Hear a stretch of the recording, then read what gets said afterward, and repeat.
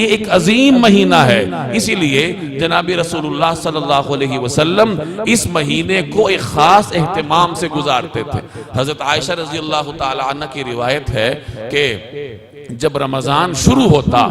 تو تغیر لونہ، تو جناب رسول اللہ صلی اللہ علیہ وسلم کے چہرے انور کا رنگ بدل جایا کرتا تھا، فکر کی وجہ سے کہ رمضان المبارک کی رحمتوں کے حصول کی فکر جناب رسول اللہ صلی اللہ علیہ وسلم کے چہرے انور کے رنگ میں تبدیلی لے آتی تھی۔ اس قدر فکر اللہ تبارک و تعالی نے رسول اللہ صلی اللہ علیہ وسلم کو عطا فرمائی تھی۔ اور حضرت عائشہ رضی اللہ تعالی عنہ ہی کی ایک اور روایت ہے کہ اذا دخل رمضان، کہ جب رمضان داخل ہوا کرتا تو شد میزرہ، نبی کریم صلی اللہ علیہ وسلم کمر کس لیتے، عبادات پر کمر بستہ ہو جاتے، وَلَمْ يَأْتِ فِرَاشَهُ حَتَّى يَنْسَلِخَ،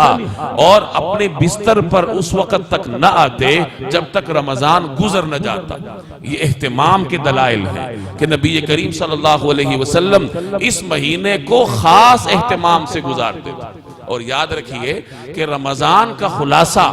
یا رمضان کا نچوڑ اس کا آخری عشرہ ہے۔ اب ترتیب دیکھ لیجئے کہ مومن کے سال کا خلاصہ رمضان ہے اور رمضان المبارک کا خلاصہ اس کا آخری عشرہ ہے۔ گویا کہ رمضان کا آخری عشرہ یہ مومن کے پورے عباداتی سال کا خلاصہ اور نچوڑ ہے۔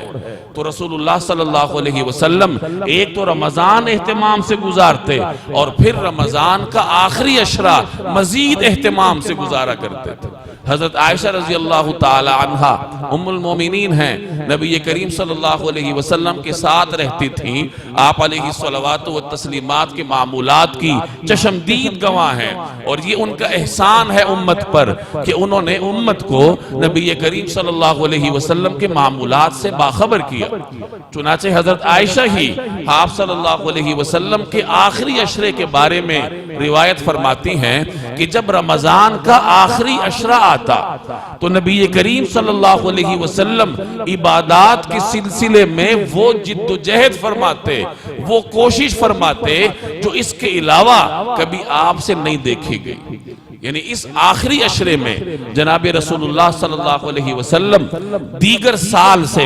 اور رمضان کے دیگر دو عشروں سے ہٹ کر کچھ زیادہ محنت اور زیادہ جد و جہد فرمایا کرتے تھے۔ تو آپ صلی اللہ علیہ وسلم رمضان المبارک کے آخری عشرے کو کچھ مزید اہتمام سے گزارتے تھے۔ پہلے نمبر پر اپنی عبادات میں اضافہ کر دیتے، جیسے میں نے روایت آپ کے سامنے عرض کی۔ دوسرے نمبر پر اپنے گھر والوں کو بھی متوجہ کرتے۔ چنانچہ حضرت عائشہ رضی اللہ تعالی عنہ کی روایت ہے کہ جب رمضان کا آخری عشرہ آتا تو احی اللیل، نبی کریم صلی اللہ علیہ وسلم راتوں کو جاگ کر گزارتے، وَأَيْقَظَ أَهْلَهُ، اور اپنے گھر والوں کو بھی جگایا کرتے تھے۔ ویسے تو گھر والوں کو متوجہ کرنا یہ نبی کریم صلی اللہ علیہ وسلم کا مستقل معمول تھا۔ چنانچہ روایات میں آتا ہے کہ جب آپ صلی اللہ علیہ وسلم حضرت فاطمہ اور حضرت علی رضی اللہ تعالی عنہم کے گھر کے پاس سے گزرتے نماز کے وقت تو آپ ان کا دروازہ بجایا کرتے اور یہ صدا لگاتے کہ الا تقومان فتصلیان، کیا تم دونوں اٹھو گے نہیں کہ نماز پڑھ لو۔ یہ رسول اللہ صلی اللہ علیہ وسلم کا مستقل معمول تھا، اپنی اولاد کو دین کی تلقین کرنا اور کرتے رہنا۔ یہ جناب رسول اللہ صلی اللہ علیہ وسلم کی سنت ہے جسے آج ہمارا بڑا مذہبی طبقہ چھوڑ چکا ہے کہ خود تو نماز پڑھ لے گا، گھر والوں کو تلقین نہیں کرے گا، خود تو نیک کام کر لے گا، گھر والوں کو تلقین نہیں کرے گا، خود تو دین پہ کار بند ہوگا، لیکن اپنی بچیوں کو بے پردگی سے بچانے کے لیے کوئی جد و جہد نہیں کرے گا۔ تو یہ آپ صلی اللہ علیہ وسلم کا مستقل معمول تھا جس کو آپ رمضان کے آخری عشرے میں بڑھا دیا کرتے تھے کہ خاص اہتمام کے ساتھ جناب رسول اللہ صلی اللہ علیہ وسلم اپنے اہل بیت اور کائنات کی ان مقدس ترین شخصیات کو عبادات کی طرف متوجہ کیا کرتے۔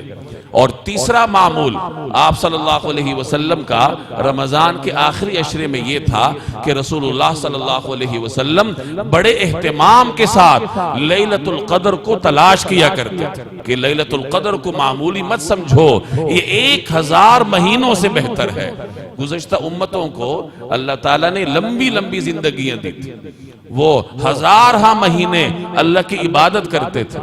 اس امت کو اللہ نے زندگی کم دی ہے لیکن کم وقت کا اجر زیادہ رکھا ہے کہ زندگی 60-70 سال ہے لیکن 60-70 سال کی عبادت گزشتہ امتوں کے 1000 برس کی عبادت پر زیادہ ہے۔ اس ایک رات کو دیکھ لیجئے، لیلۃ القدر 1000 مہینوں پر بھاری ہے، یعنی جو انسان، جو مسلمان اس مبارک رات میں عبادت کرتا ہے تو اللہ تعالیٰ کی بارگاہ سے اسے 1000 مہینوں کی عبادت کا ثواب ملتا ہے، اور 1000 مہینے 83 سال بنتے ہیں، 83۔ اور آپ کا چوتھا معمول آخری عشرے کا اعتکاف تھا۔ اعتکاف یہ وہ سنت ہے جو رسول اللہ صلی اللہ علیہ وسلم کی مستقل سنت رہی ہے۔ مدینہ طیبہ میں آپ صلی اللہ علیہ وسلم نے ہر سال اعتکاف کیا سوائے 1 سال کے، 1 سال نہ کر سکے تو اس کی قضا کے طور پر اگلے سال رسول اللہ صلی اللہ علیہ وسلم نے 20 دن کا اعتکاف کیا تھا۔ تو اعتکاف ایک ایسی عبادت ہے جو رسول اللہ صلی اللہ علیہ وسلم اس قدر اہتمام کے ساتھ سر انجام دیا کرتے تھے، اور اعتکاف کی یہ عبادت بھی در حقیقت لیلۃ القدر کو تلاش کرنے کے لیے تھی۔